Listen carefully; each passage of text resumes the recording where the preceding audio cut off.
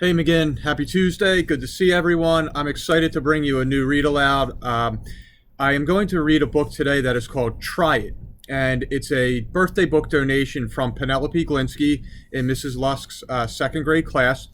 And she donated a book to the library that is a picture book biography of the life of Frieda Caplan, who had a really big influence on the things that we eat. So it's an interesting, a little bit of a different biography. And here we go with Try It, How Frieda Caplan Changed the Way We Eat.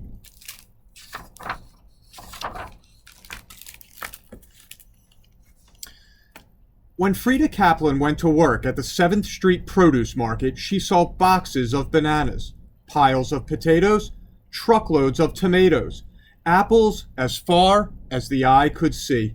Buyers came to order fruits and vegetables for restaurants, grocery stores, and roadside stands.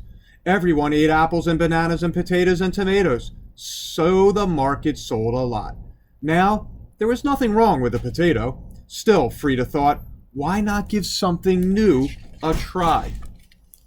What about these nice fresh mushrooms? Frieda asked. The man at the market told her, nobody eats those. Frieda thought more people might eat mushrooms if they had the chance. Frieda was persistent. She liked selling mushrooms, and people started to like eating them.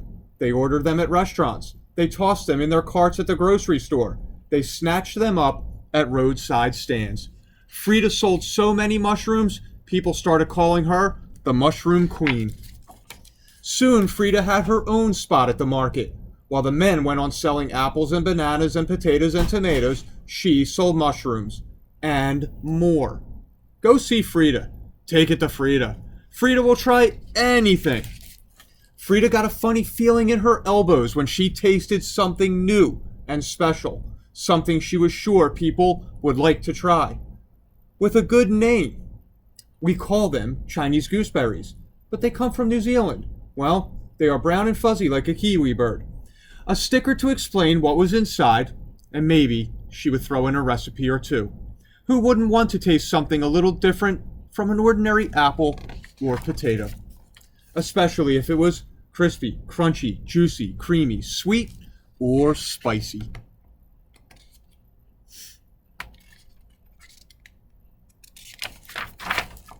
It took a while for everyone to get used to Frieda's funny-looking fruits. A watermelon can't be seedless. Seedless watermelon, 1962. Bananas should be yellow, ma'am. Red bananas, 1978. Is this from outer space or what? Kiwano, which is called horned melon. It came along in 1984.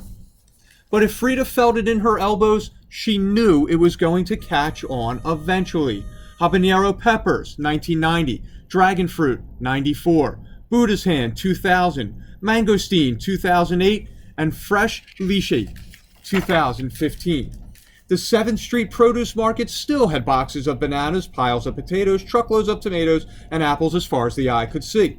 But now, thanks to Frieda, it also had mounds of mangosteen, heaps of jicama, and quantities of quince. Year after year, Frieda kept coming up with fresh ideas, and everybody was all ears, especially about the baby corn. Farmers dug for tips on what to grow. How about purple potatoes? Cooks peppered her with questions. Reporters pleaded for a scoop about the next big thing. It might be prickly, gooey, funny-shaped, or flat. If Frieda felt it in her elbows, that was that. Of course, even Frieda didn't like everything, but she was always willing to try. Frieda's grown-up daughters came to work with her, and they had fresh ideas too. Green cauliflower, yellow tomatoes, or purple asparagus? Together they found even more surprising fruits and vegetables to put in supermarkets and on dinner tables across America. Because once people have eaten apples and bananas, purple potatoes and yellow tomatoes, kiwi fruit and sugar snap peas and spaghetti squash, who knows what they'll try next. And boys and girls, I hope you like that story. I enjoy a story about somebody being creative, somebody willing to try something a little bit different. There's a a lot of respect for that, for willing to go against the grain or go against the norm, and to be adventurous and to make your mark. And that's what you need to do, McGinn. Make your mark. I will talk to you tomorrow for a new read aloud. Have a good night.